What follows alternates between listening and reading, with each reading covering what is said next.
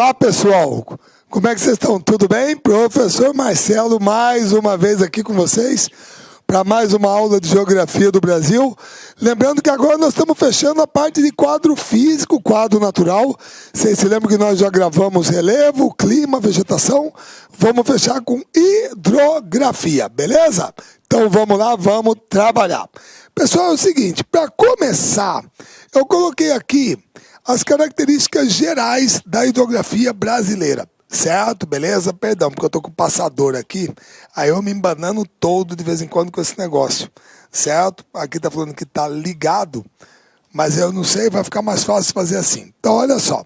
Eu vou falar primeiro das características gerais da hidrografia brasileira, tá? Então, olha só. Primeira delas. Pessoal, todo mundo sabe que o Brasil é um território que tem um relevo predominantemente planáltico. Nosso relevo é predominantemente planáltico, certo? O que mais tem é planalto e depressão. As planícies ocupam a menor parcela, a menor extensão do território. Então, nada mais natural do que com esse perfil geomorfológico que a maioria dos rios brasileiros serem de planalto. A maioria dos rios, perdão, é de planalto, certo? Beleza? Concordando com a maioria, né? É de planalto. Então nós temos rios planálticos encaixoeirados, certo? Obviamente muito bons para se gerar energia elétrica a partir da energia cinética da água, certo? Muito bem. Segunda característica. Pessoal, isso aqui é interessante, ó. A rede de drenagem predominante é exorreica. Ou seja, pessoal, todo mundo se lembra. Eu gosto de enfatizar isso com a galera, tá? Quando a gente fala exorreica, significa o quê? Olha o prefixo, exo, para fora. É que nem extrair o dente, certo? Expulsar o jogador. Quando você usa esse prefixo, é alguma coisa que você vai mandar para fora, certo? Você vai tirar ou mandar para fora, que nem extrair o dente, né? Ou expulsar o jogador. Então, um rio, a água de um rio, ela só obedece uma lei, a lei da gravidade. Ela vai de um lugar mais alto para um lugar mais baixo. Então, é claro que os rios nascem dentro do continente. E a tendência deles é buscar o oceano, o nível do mar. Então, quando um rio pega a água aqui de dentro, certo? Ela está aqui no continente, é nascente, e joga no oceano, ou seja, fora do continente, esse rio é de drenagem exorreica. E a maioria dos rios brasileiros é de drenagem exorreica, certo? E como o Brasil é banhado só por um oceano, que é o Oceano Atlântico, então a maioria desses rios é tributária do Oceano Atlântico, certo? Entrega suas águas para o Oceano Atlântico. Aí eu tenho que fazer um parênteses só para explicar uma coisa. Quem vê eu falando dessa maneira, certo? E a galera sabe que eu sou cuiabano, gravo as minhas aulas aqui em Cuiabá, Mato Grosso, certo? Centro Geodésico da América do Sul. Provavelmente vai falar, Marcelo, mas você tá maluco? Você tá falando que os rios aí da sua região são de drenagem exorreica. São. Mas Marcelo, você tá louco? Você tá no centro da América do Sul, pô. Como que um rio aí, por exemplo, o rio Cuiabá, que passa por Cuiabá, como é que ele vai chegar no oceano? Você tá maluco? Não, cara, não é isso, é o seguinte, eu falei que os rios chegam, eles vão até o oceano. Agora, eles podem fazer isso de duas maneiras. Ou eles vão diretamente ou indiretamente. Por exemplo, o rio Amazonas, ele deságua no Oceano Atlântico, o rio Amazonas vai até lá. Agora, o rio Telespires e o rio Juruena, quando se encontram, formam o rio Tapajós. O rio Tapajós é afluente do rio Amazonas. E o rio Amazonas chega no oceano. Isso quer dizer que indiretamente, ou seja, fazendo uma tabelinha, as águas do Telespires e do Juruena, um dia chegam no oceano. Chegam. Então a drenagem é exorreica. Certo? Beleza? Muito bem. Outra. O regime predominante nos rios brasileiros é o pluvial tropical. O que é isso? Pessoal, presta bem atenção. Quando a gente fala regime de um rio, eu vou puxar pela tua memória, quer dizer, todo mundo conhece. Tem regime para emagrecer? Pô, Marcelo, claro que tem, cara, eu tô fazendo, putz, que depois do carnaval me arrebentei todo, tá? Eu extrapolei, beleza, tem regime para emagrecer. Tem regime para engordar? Tem, Marcelo, por incrível que pareça, quando o cara é muito magrinho, muito mirradinho, então ele pode adotar uma dieta para ganhar massa, para ganhar beleza, muito bem. Como que você associaria isso a um rio? Ah, Marcelo, já sei, quando o rio está seco, ele está magro, quando ele está cheio, ele está gordo. Então, quando eu falo regime de um rio, eu estou me referindo à alternância, certo, do ciclo de cheia e seca dele, certo? E aí, quando eu digo que um rio é de regime chuva, significa que esse rio enche porque chove e seca porque para de chover. Pronto. É isso. Agora, quando eu digo que um rio é de regime pluvial tropical, significa que ele tem uma cheia e uma seca por ano, que é uma característica do clima tropical. Você tem uma estação chuvosa e uma seca. Então, o regime é pluvial tropical, certo? Outra. Pessoal, a maioria dos rios brasileiros é perene. O que significa isso? Nunca seca. Agora, tem rio temporário? Tem, só que eles são em menor número. E vocês sabem muito bem que esses rios temporários, que também podem ser chamados de intermitentes, aparecem principalmente no nordeste do Brasil, devido ao clima semiárido. Beleza? Mais uma. O Brasil é um país pobre em informações lacustres. O que quer dizer isso? Moçada, quer dizer o seguinte: países como Canadá, como Finlândia, como Rússia, certo? Que estão mais na área de clima subpolar, polar, que foram brutalmente afetados pelas glaciações, tem muitos lagos de formação glacial. Se bem que um lago pode ser glacial, pode ser tectônico, pode ser vulcânico, pode ser de barragem, pode ser residual. Você tem vários tipos de lagos, certo? Agora, lago não é a praia do Brasil. O Brasil tem muito rio, mas lago não é muito a nossa praia. Então nós somos pobres em formações lacustres. E por último, a maioria dos rios brasileiros possui foz em estuário. O que é uma foz em estuário? Basicamente você tem 3 tipos de foz: estuário, delta e mista. O Brasil tem as 3, mas o que predomina é a foz em estuário, que é quando o rio deságua no oceano através de um único canal. Ou seja, ele vem e aí abre e deságua no oceano, certo? Então esse é o tipo de foz que predomina aqui. Agora, quando nós trabalhamos bacias hidrográficas do Brasil, aqui nós temos as bacias hidrográficas brasileiras, certo? Beleza? Só que aí nós temos que dividi-las em 2 tipos. Quais são? Você pode ter bacias principais e bacias secundárias. Como que é isso? Deixa eu explicar. Pessoal, as bacias principais, eu faço brincando isso, são aquelas bacias que tem o esquema da espinha do peixe. Como é que é isso? Pessoal, quando a gente desculpa eu falando assim, né, eu sou mais velho, né? Quando você é garoto, de repente você tá vendo um desenho animado, e um desenho animado tem gato, tipo Tom e Jerry, Manda-Chuva, essas coisas.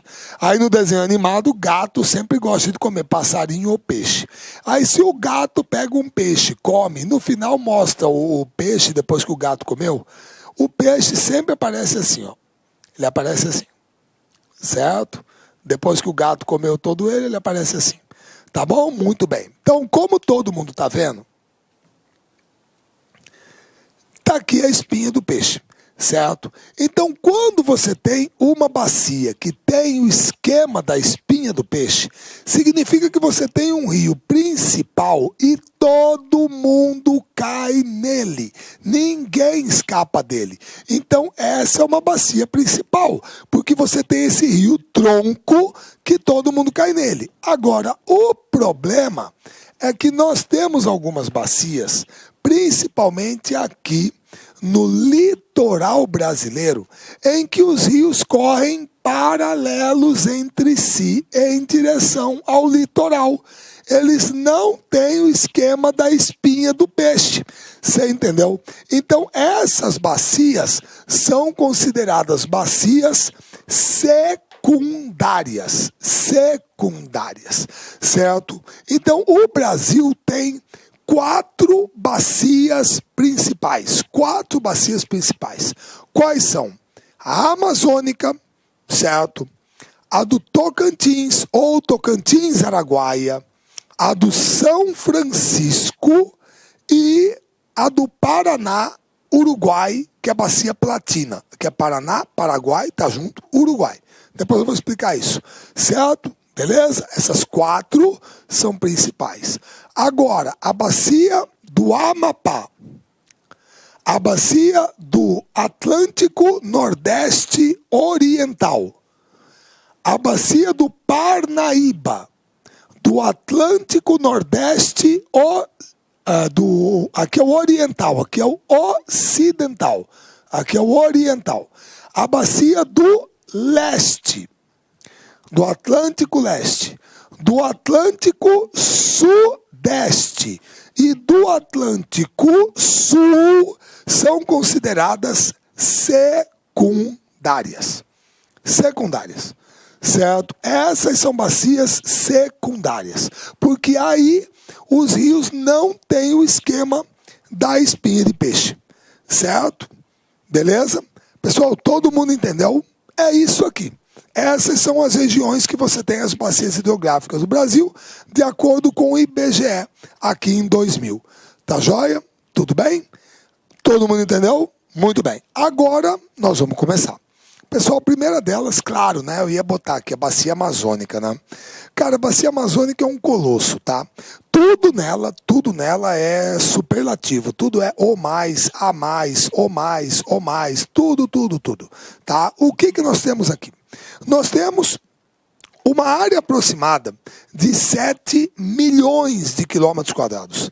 7 milhões de quilômetros quadrados. Que pega Peru, Colômbia, Equador, Venezuela, Guiana, Suriname, Bolívia e Brasil. Certo? É a maior bacia hidrográfica, a maior bacia fluvial do mundo. Certo? Tem o maior rio do mundo em extensão e o maior rio do mundo em volume d'água, que é o rio Amazonas. Agora, como todo mundo sabe, moçada, essa bacia, ela não é genuinamente brasileira, não é. Ela nasce fora do Brasil e termina no nosso território, certo? Beleza? Aqui no nosso território, ela pega uma área de aproximadamente 3.890.000 quilômetros quadrados, que equivale a quase 45% de todo o território brasileiro, quase a metade, englobando os estados do Acre, Amazonas, Roraima, Rondônia, Mato Grosso, Pará e Amapá. Beleza? Tudo bem? Nessa bacia você encontra, moçada, aproximadamente 1/5 de toda a água derramada no oceano por todos os rios do planeta. Ou seja, se você juntar todos os rios do planeta, certo? Todos os rios do planeta, toda a quantidade de água que eles jogam no oceano, só a bacia amazônica joga 20%, certo? A extensão total dele aproximada é de cerca de 6.900 quilômetros, sendo que desses 6.900, 3.165 em território brasileiro. Isso significa que, pessoal, daqui onde ele entra no Brasil, até aqui, a foz dele, são aproximadamente 3.165 quilômetros. Agora, daqui até lá, grosso modo, a declividade dele é de aproximadamente 65 metros. 65 metros. Isso significa que se você dividir os 3.165 por 65, significa que a cada 50 quilômetros, na média, a cada 50 quilômetros ele desce 1 metro. 1 metro. Então é um típico rio de planície, certo? Navegável, beleza, tranquilo. Tá joia? É uma baita hidrovia, tá bom? E outra, moçada, essa aqui é a nascente dele. O rio Amazonas, ele tem a nascente dele lá no Peru, num lugarzinho chamado Nevado Mismi, certo? E de lá para cá, ele vem com vários nomes, certo? Ele tem nomes como Apurimac, Ucayali, Maranhão. Aí ele entra no Brasil com o nome de Solimões. Amazonas para valer só mesmo depois do encontro das águas com o Rio Negro lá perto de Manaus. E aí ele vai para a foz. A foz dele fica entre o Amapá e o Pará, aqui na ilha de Marajó. E é uma foz do tipo mista. Por quê? Porque ela é uma mistura de estuário com delta, o que é uma exceção dentro do Brasil. Ele é uma mistura de estuário com delta, certo? É uma foz mista. Outra coisa, o rio Amazonas é um rio de regime pluvial equatorial no Brasil. Deixa eu explicar. É o seguinte, pessoal, a linha do Equador, ela passa mais ou menos aqui. Grosso modo, certo? Isso quer dizer que esses rios aqui da bacia amazônica, eles são do hemisfério norte. Estes, a maioria, do hemisfério sul. O que acontece é que durante o ano, quando chegam os meses de junho, julho, agosto, no hemisfério sul é inverno, no hemisfério norte é verão. Isso significa que enquanto aqui a galera está na estação mais seca do ano, aqui está chovendo. Então, como esses rios aqui transbordam, eles vêm para o rio Amazonas e o rio Amazonas transborda também. Então, quando chove aqui, é verão, ele transborda. O problema é que dezembro, janeiro, fevereiro, março, grosso modo, aqui é verão. Aqui é inverno. Significa que aqui está chovendo pra caramba, mas aqui está seco. Então, como aqui não chove, tudo bem, está seco. Como aqui está chovendo pra caramba, todos esses rios aqui transbordam, levam água para ele e ele transborda de novo. Então, ele tem um regime pluvial equatorial aqui no Brasil. Ele tem 2 cheias por ano. Quando é verão no hemisfério norte e quando é verão no hemisfério sul. Agora aí tem uma outra coisa. No Brasil, ele tem um regime, pluvial equatorial, aqui no Brasil. Agora, lá onde ele nasce, na Cordilheira dos Andes, lá, ele também transborda porque a neve da cordilheira durante a primavera-verão derrete e cai dentro dele. Então aí é um regime nival. Então, como ele tem um regime nival lá nos Andes e pluvial equatorial aqui no Brasil, então muitos dizem que ele tem um regime misto ou complexo. Beleza? Porque ele tem 2 regimes dentro dele. Tá bom? E é o maior rio do mundo em extensão, em volume d'água e outra. Como vocês estão vendo, o traçado dele é esse aqui, ó. Se ele está indo nessa direção, então você fica no sentido da correnteza. Isso significa que aqui é a margem esquerda e aqui é a margem direita. Então a margem esquerda é o norte, a margem direita é o sul. Quais são os principais afluentes dele pela margem esquerda, norte? Aqui você tem o Içá, o Japurá, o Negro, o Branco, o Trombetas são da margem esquerda. Da margem direita você tem o Juruá, o Purus, o Madeira, o Tapajós e o Xingu. O Telespires também é, mas o Telespires não é afluente dele, é subafluente. O Telespires forma o rio Tapajós, o Tapajós que cai nele. Então esses são os principais afluentes da margem direita dele, certo? E tudo aqui é gigantesco. Agora, essa bacia, ela possui o maior potencial hidrelétrico disponível do Brasil. O que eu quis dizer com isso? Pessoal, quando você fala que o potencial hidrelétrico é disponível, significa mais ou menos o seguinte: Deus deu, tá lá. Se você vai usar ou não, o problema é seu. Ah, Marcelo, mas peraí, você é o maior mentiroso da paróquia, tu é cascateiro, tu tá falando besteira. Eu? Por quê? Por que isso? Pra que tanta... raiva, sei lá, ficou nervoso, o que eu falei de errado?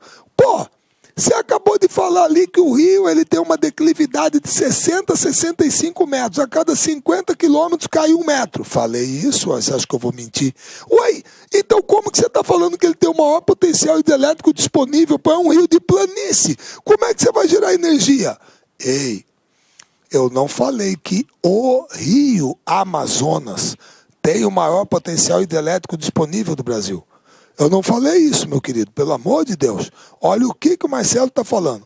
Eu falei que a bacia amazônica tem o maior potencial hidrelétrico disponível. É claro que não é no rio Amazonas, é nos afluentes e subafluentes dele, certo? Pra você ter uma ideia, só agora aqui no Rio Telespires, aqui em Mato Grosso, que é o chamado Complexo Telespires, a turma está construindo 6 usinas dentro dele. E o rio Telespires é da bacia amazônica, é um rio encachoeirado. Então o potencial hidrelétrico não está nele, está nos afluentes e subafluentes dele. Ele é um rio de planície, beleza? Ô Marcelo, mas peraí, se a bacia amazônica tem esse potencial tão grande disponível, o maior do Brasil, por que durante muito tempo eu não ouvi falar de projetos ali na bacia amazônica? Cara, porque aí tem um pepino, que é o seguinte... É isso aqui, deixa eu explicar para vocês.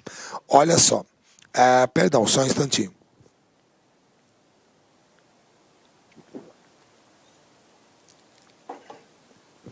Moçada, é o seguinte. Primeiro, uma hidrelétrica é cara, ponto. Ela é cara. Não é uma obra barata, é cara. Segundo, a bacia amazônica, ela está longe dos maiores mercados consumidores do Brasil, beleza? Que é a parte do Centro-Sul, ela está lá em cima. Terceiro, impacto ambiental, certo? Aí a questão ambiental, tá? Ué, mas o que você está mostrando aqui? Cara, deixa eu explicar isso para vocês. Isso aqui é uma imagem de satélite. Claro que o verdinho é a selva. O branquinho aqui é nuvem. E a mancha preta, pessoal, essa mancha aqui, isso aqui, é um lago. Isso aqui é um lago que foi formado a partir da construção da usina hidrelétrica de Baubina, que fica no rio Uatamã, no Amazonas, ao norte de Manaus, mas ao norte assim, certo? E é bacia amazônica. Tá? Marcelo, uma grande coisa, o que tem isso? Meu querido, só para você ter uma ideia, eu vou dar esse parâmetro de comparação. Esta usina aqui gera 250 megawatts, mais ou menos, se eu me lembro, 250 megawatts. Tá? Aqui perto de Cuiabá, nós temos uma usina, que é o Manso, no Rio Manso, a hidrelétrica do Manso, que gera aproximadamente capacidade instalada 210 megawatts. Tá? Muito bem. O Manso, para gerar 210 megawatts, tem um lago de aproximadamente 430 quilômetros quadrados, 43 mil hectares, certo? Muito bem. Esta usina gera 20% de energia a mais que o Manso, 20%, 210 para 250, 40, aproximadamente 20%.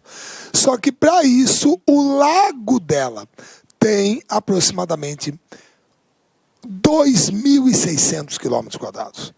Ou seja, para ela gerar 20% a mais de energia, ela alagou uma área 600% maior. Você entendeu? Então o impacto é Marcelo, como que o pessoal faz isso? Mas será que o pessoal não viu isso? Pelo amor de Deus, como é que pode, meu querido? Calma, não fica nervoso. Isso aqui foi construído durante o regime militar, pô. Entendeu? E vamos parar de besteira, que a partir do momento que eu falei isso, já vai achar que eu estou botando culpa em militar. Para, desarma o espírito, meu caro. O que eu estou falando é o seguinte, se eu falei que isso aqui foi construído no regime militar, ou seja, lá atrás, eu pergunto, naquela época, tinha movimento ambientalista? Tinha ONG? Tinha essa preocupação toda com o meio ambiente? Tinha Ministério do Meio Ambiente? Tinha Ministério Público do Meio Ambiente? Tinha audiência pública para debater a obra? Não tinha, meu caro. Era uma ditadura, poxa.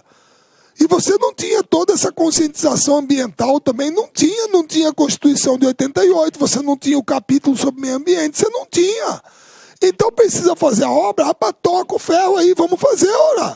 Precisa gerar energia para Manaus, acabou. Entendeu? Era assim. Então você não tinha essa avaliação que você tem hoje. Por isso que durante muito tempo o pessoal ficou o quê? Afastado da bacia amazônica. Não, lá não. Tem a questão do impacto ambiental, tudo certo. Esse projeto, essa usina, é considerada ela um dos maiores desastres ambientais da Amazônia. Certo? Nos últimos tempos. Tudo bem? Beleza? Muito bem. Ué, Marcelo, mas e aí, o que vai fazer? Calma, pera lá.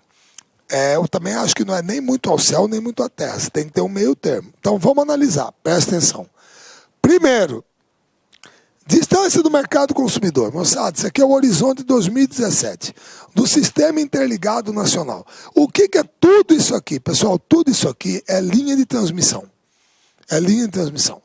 Como vocês estão vendo, Manaus já está conectado ao linhão de Tucuruí. Certo? Já está dentro do Sistema Interligado Nacional. Ele já vai até o Acre. Até o Acre. O único estado que está fora dele, que falta conectar, é Roraima, que ainda está pegando energia elétrica lá da Venezuela e ainda tem térmica lá. Mas a ideia é levar o linhão até lá. Então, todo o sistema nacional, interligado nacional, todo o sistema está conectado. Quer dizer que eu posso ter uma hidrelétrica aqui e puxar energia para cá. Não tem problema, você bota no sistema. Tá valendo. Então, a distância do mercado consumidor morreu, tá?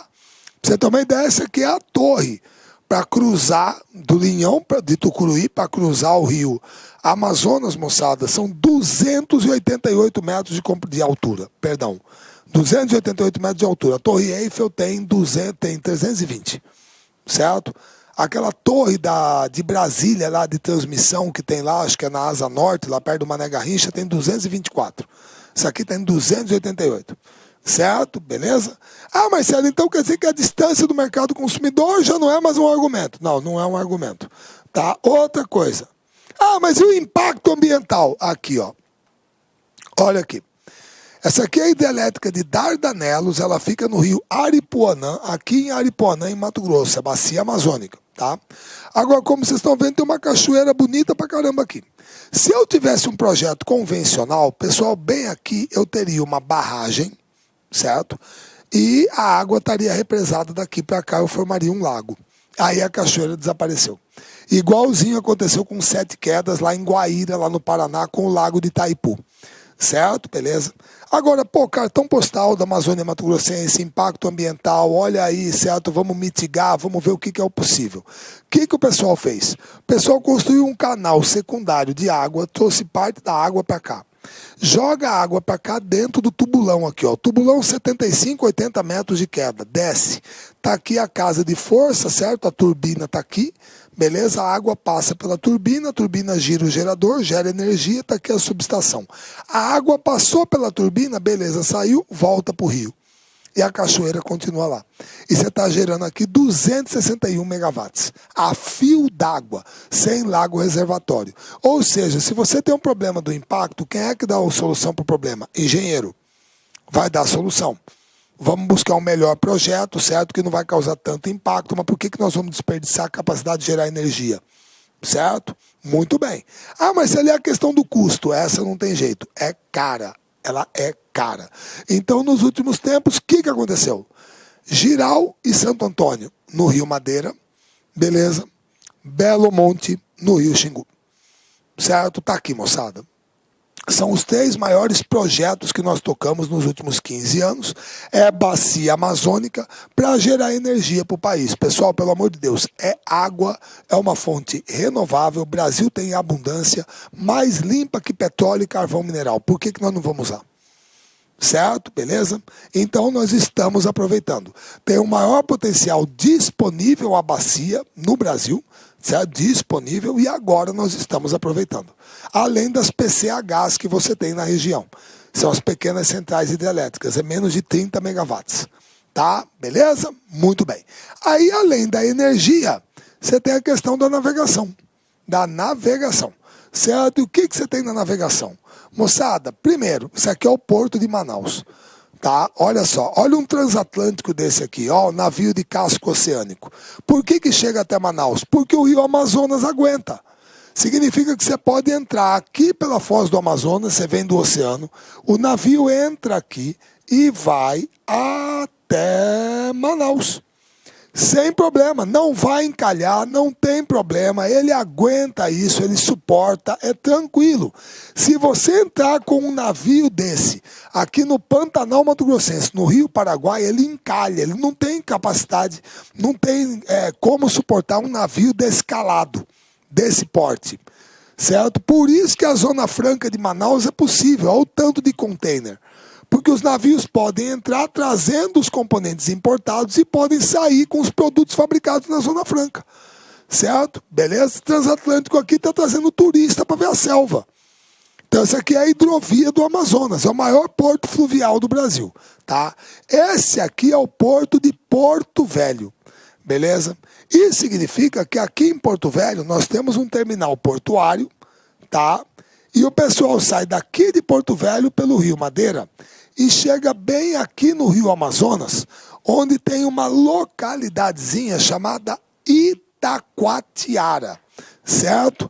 E aqui em Itacoatiara você tem uma empresa chamada Ermasa, tá aqui ela, certo? Então, lá de Porto Velho para lá, de Porto Velho para cá, beleza? As embarcações são de fundo chato, a la barcaça, balsa, porque o Rio Madeira não suporta navio de casco oceânico. Você entendeu? Aí a barcaça vem até aqui e passa a carga dela, descarrega no armazém. O armazém pega e joga dentro do navio de casco oceânico e esse aqui vai para o mercado externo. Beleza, vai para o mercado externo. Pronto. Certo? Essa é a hidrovia do Madeira Amazonas. E aí você tem a hidrovia do Tapajós, certo? Que vai sair no porto de Santarém. Ou seja, o rio Tapajós, você pode navegar até Santarém, ter o terminal portuário e daqui você vai para o oceano. Certo? Isso sem falar, pessoal, que, gente, a bacia amazônica é o principal elo de comunicação das populações que vivem aqui nessa área, pessoal. Aqui não tem estrada, automóvel aqui para muita gente é uma coisa abstrata, não faz sentido. Vocês sabem muito bem que talvez essa seja uma região, a região em que a Marinha de Guerra do Brasil tem a sua principal área de atuação, certo? Principalmente com navios hospitais, ambulatórios. É assim que eles levam tratamento médico odontológico para as populações ribeirinhas que vivem aqui dentro.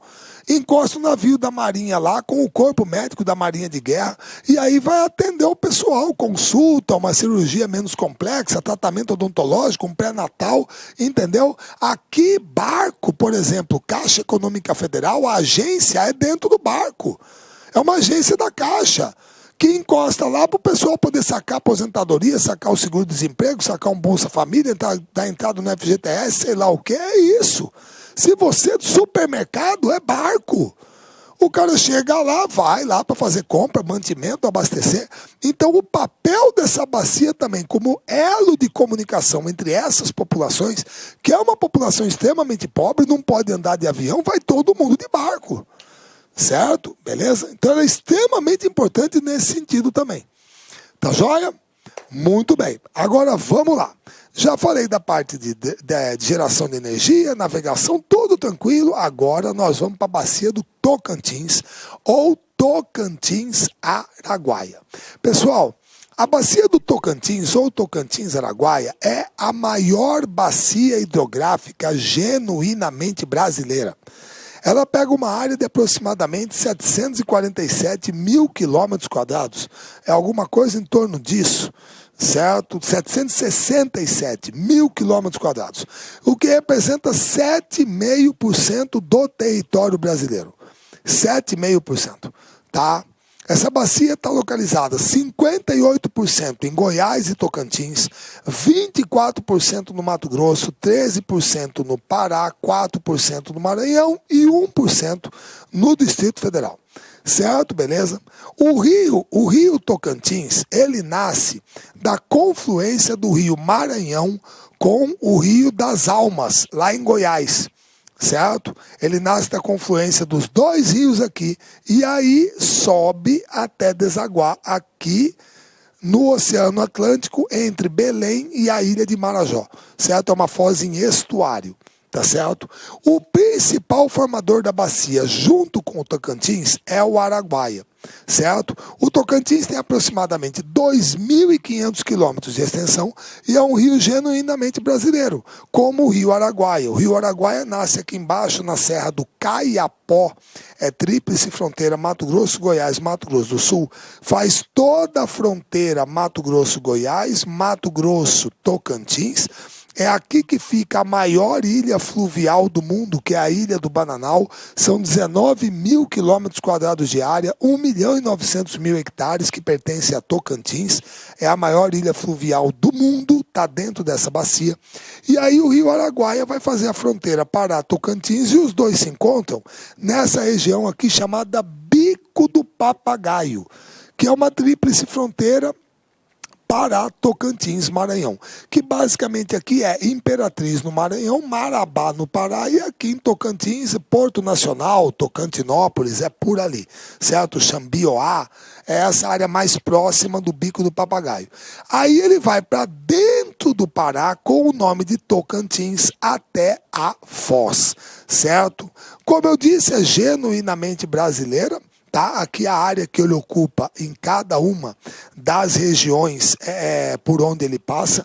O principal afluente dessa bacia, por exemplo, aqui em Mato Grosso, é o Rio das Mortes, é o principal afluente do Rio Araguaia, ele é um subafluente do Rio Tocantins.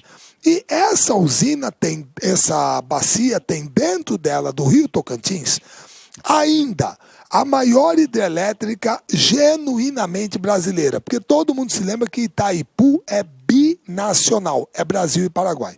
Então lá na bacia do Tocantins, no rio Tocantins, você tem esse azulzinho aqui, que é a hidrelétrica de Tucuruí. Cara, Tucuruí deve estar hoje com mais ou menos 8.000 megawatts, é a capacidade dela, certo? 8.000 megawatts. Ela foi construída aqui principalmente para abastecer todo o complexo que foi gerado pelo projeto Grande Carajás. Inclusive as usinas, as indústrias beneficiadoras de minério de ferro e de alumínio, que consomem muita energia elétrica, certo? Então é a maior hidrelétrica ainda até agora, até Belo Monte ficar pronta, genuinamente brasileira, tá? Beleza? O problema é que, além de ter essa hidrelétrica, a bacia do Tocantins tem um potencial de navegação, que é a hidrovia Tocantins-Araguaia, ou Araguaia-Tocantins, certo? Para nós, aqui, a referência é a cidade de Barra do Garças. O negócio é você sair daqui de Barra do Garças, descer o rio Araguaia, chegar até aqui e chegar até o oceano. Então você vai através de uma hidrovia. Pessoal, não tem comparação. Uma hidrovia não tem buraco, não tem recapeamento, não tem pedágio, você transporta mais carga, gasta menos combustível, o risco de acidente é menor. Você vai querer comparar o custo do frete? Infinitamente mais barato. Certo? É infinitamente mais barato.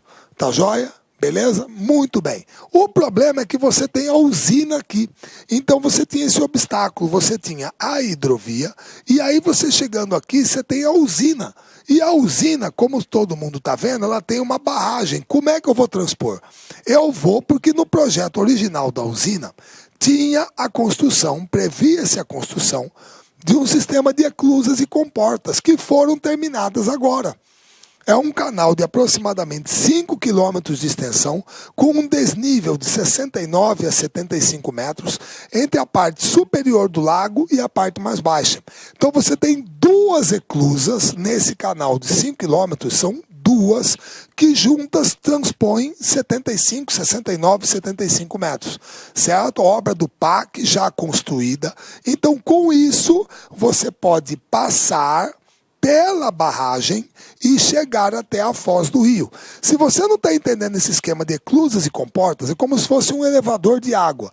Ou seja, essa porta aqui metálica, essa comporta, levanta, A embarcação entra, ele fecha a comporta. Aí a turma bombeia a água para dentro, o nível de água lá dentro sobe. A hora que chegar no nível da barragem, aqui a turma abre essa outra comporta e a embarcação sai. Para descer é o processo inverso. Só que aí você tem que superar mais um obstáculo, que é isso aqui, o Pedral do Lourenço, que é uma área lá do Rio Tocantins, onde o pessoal, para criar o canal para poder passar por esse pedral, vai ter que fazer um processo conhecido como derrocamento. Derrocamento. Aí o pessoal vai poder passar por aqui e chegar até a foz do rio.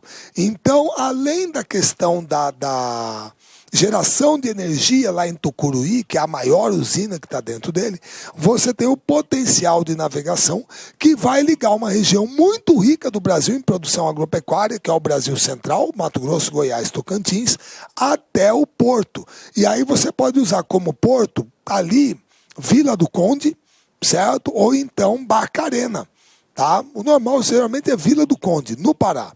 Tá? Como terminal portuário para escoar a produção para o mercado externo. Beleza? Aí você tem a Bacia do Paraná. Pessoal, a Bacia do Paraná é uma parte da chamada Bacia Platina, ou do Rio da Prata, certo? Essa também não é uma bacia genuinamente brasileira, que nem a amazônica, ela não é. Só que aí é diferente, ela nasce no Brasil e termina fora do Brasil. Ela termina lá na fronteira Argentina-Uruguai, certo? Desaguando no Oceano Atlântico, que é o estuário do Rio da Prata, tá bom? Agora, aqui no Brasil, é uma bacia que pega aproximadamente 879 mil quilômetros quadrados, certo? 880 mil, distribuídos por Minas Gerais, Goiás, Mato Grosso do Sul, São Paulo, Paraná, Santa Catarina e Distrito Federal. Pessoal, quando eu falar da Bacia do Paraguai, eu vou falar de não é como probleminha, é uma coisinha que tem aqui, que é uma questão de critério. Você entendeu? Que é uma questão de critério, tá? Que envolve essa bacia. Porque aí eu poderia colocar o nome de Mato Grosso aqui também. Mato Grosso estaria dentro da bacia do Rio Paraná, tá? Mas quando eu falar da bacia do Paraguai, aí eu explico o que é isso, o porquê disso. Mas Mato Grosso poderia estar aqui. Então, esses 880 mil quilômetros quadrados tem a ver com o seguinte. Pessoal, esse aqui é o Rio Paranaíba. É o rio que separa Goiás de Minas Gerais, Mato Grosso do Sul de Minas Gerais. Este aqui é o Rio Grande. O Rio Grande separa Minas Gerais de São Paulo. E você está vendo que os dois têm uma confluência bem aqui nesse ponto, que é tríplice fronteira, Mato Grosso do Sul, São Paulo, Minas Gerais. Esse bico aqui é a famosa região conhecida como Triângulo Mineiro, onde fica Uberaba, Uberlândia, Uberaba, Ituiutaba, Araguari, é por aqui, certo? Muito bem. A partir do momento que o rio Paranaíba se encontra com o Rio Grande, aí ele passa a se chamar Paraná, beleza? E ele vai fazer a divisa Mato Grosso do Sul, São Paulo, Mato Grosso do Sul, Paraná, Paraguai, Paraná, até ele ir embora do Brasil aqui na tríplice fronteira, que é Foz do Iguaçu, Puerto Iguaçu e Ciudad del Este, no Paraguai. Puerto Iguaçu é na Argentina, certo? Você está vendo que os principais afluentes dele são, você tem o Paranaíba e o Grande, que são formadores. O rio Tietê, o rio Paranapanema e o rio Iguaçu. São os afluentes mais conhecidos dele, certo? Tem outros que vêm daqui de Mato Grosso do Sul, Amambai, certo? Ivinhema, vem de cá, tá? Mas esses aqui que vêm de São Paulo, Paraná, são os mais conhecidos. Muito bem. Essa é a Bacia do Paraná. Agora, qual é a importância dessa bacia? Esta bacia, ela tem o maior potencial hidrelétrico instalado do Brasil. Ô Marcelo, você está falando besteira, pô. Você acabou de falar da Bacia Amazônica, maior potencial hidrelétrico. Meu querido, por favor, muito cuidado com as palavras. Língua portuguesa. Eu falei na Bacia Amazônica que a Bacia Amazônica tem o maior potencial hidrelétrico disponível. O que significa isso? Deus deu, tá lá. Se você vai usar ou não, o problema é seu. Agora, quando eu falo maior potencial hidrelétrico instalado, eu estou dizendo que cada azulzinho que você está vendo desse aqui, cada azulzinho é uma hidrelétrica, é uma barragem, é um lago, é uma hidrelétrica. Então, nomes como Furnas, Ilha Solteira, Itaipu, Marimbondo, Jupiá, Porto Primavera, Cachoeira Dourada, Salto Osório e por aí vai. É um monte de hidrelétrica ali. Então, quando eu falo potencial hidrelétrico instalado, é porque a usina está lá funcionando e gerando energia. Marcelo, mas por que justamente aqui o potencial instalado é maior? Pessoal, porque aqui você está no domínio dos mares de morros, é uma região planáltica, é Serra do Mar, Serra da Mantiqueira, Serra do Caparaó, Serra do Espinhaço. É um relevo planáltico, encachoeirado, propício para isso. E você está próximo do maior mercado consumidor de energia do Brasil. Como que você não vai aproveitar? Então o relevo é planáltico e você tem a proximidade do mercado consumidor. Por isso que o potencial hidrelétrico instalado aqui é maior. É o maior do Brasil. Certo? Beleza? Então, essa bacia tem uma importância estratégica nesse sentido. Lembrando que nela você tem aquela que durante muito tempo, até Três Gargantas na China, era a maior hidrelétrica do planeta, que é Itaipu, certo? Que é binacional, Brasil e Paraguai. Tá joia? Todo mundo entendeu? Muito bem. Então é o maior potencial hidrelétrico instalado na Amazônia, disponível. Agora, além disso, você tem a hidrovia Tietê-Paraná. Marcelo, para de besteira, cara. Poxa, você tem hora que apela. Você acabou de falar que ela tem o maior potencial hidrelétrico instalado. Que cada azulzinho desse é uma usina. Que cada azulzinho desse é um lago, tem uma barragem. E agora você vai falar para mim que tem uma hidrovia? Tem. Porque, como eu falei, quem dá solução para problema é engenheiro. Significa que cada pretinho que vocês estão vendo desse aqui, moçada, eclusas e comportas. Que nem aquela que eu mostrei de Tucuruí. Lembrando que Tucuruí é a maior eclusa fluvial do mundo. Agora aqui não, olha o que está acontecendo aqui, pessoal. Primeiro está aqui o canal para você passar, certo? Olha como que o cara, olha lá, já tem uma barcaça lá dentro. De repente, vamos supor, está entrando outra. Entrou. O que ele vai fazer? Ele vai fechar a comporta aqui. Ele fecha. Aí ele começa a bombear água para fora. Perdão, bombeando água para fora, o nível de água dentro da eclusa baixa. Baixando o nível de água, a embarcação está flutuando, ela baixa junto. Hora que chegar no nível lá de baixo, abre essa outra comporta, a embarcação sai. Pronto.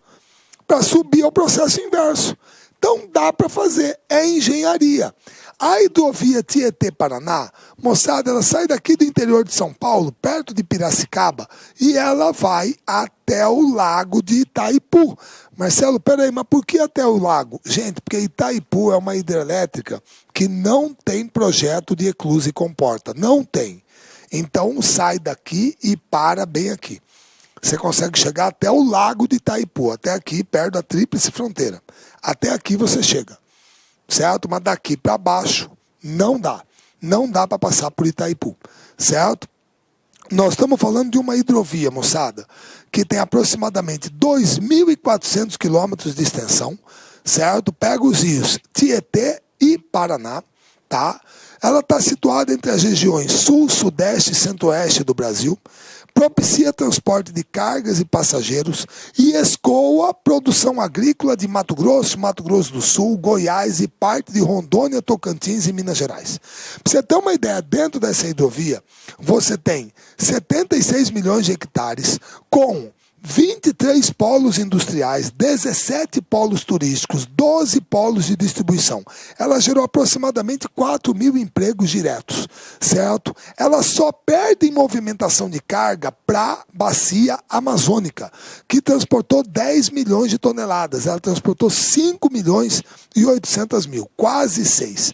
E a implantação e manutenção da hidrovia está a cargo do Departamento Hidroviário do Estado de São Paulo. Certo? Beleza? Tá ok? Além da administração da hidrovia do Paraná, que é um órgão de sociedade de economia mista vinculado ao Ministério dos Transportes. E a Companhia Docas do Estado de São Paulo. É o pessoal que administra isso. Agora aí tem uma coisa que foi muito chata, todo mundo acompanhou, quando nós tivemos aquele problema da crise hídrica em São Paulo, em 2014, aquele problema da falta d'água, beleza. Moçada, realmente foi uma coisa atípica, choveu muito pouco, certo? E durante aproximadamente 2 anos, a hidrovia do Tietê ficou fechada. A hidrovia Tietê-Paraná ficou fechada porque o volume de água no rio era muito pequeno, muito baixo, e então não era seguro, não era viável a navegação, certo? Não havia possibilidade de se navegar.